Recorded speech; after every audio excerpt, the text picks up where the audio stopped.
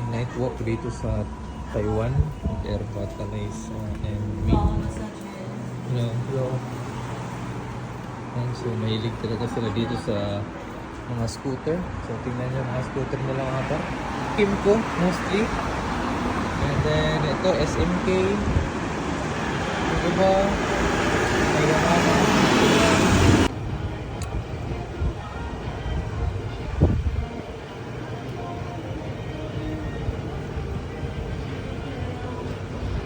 Ayan, Suzuki at saka Yamaha mga scooter, so sobrang cute.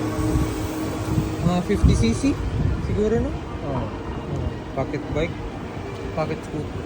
Ay, 125cc Yamaha Jug. Pero mukhang wala to sa Pilipinas. Dito sa Taiwan nila release. Ayos din.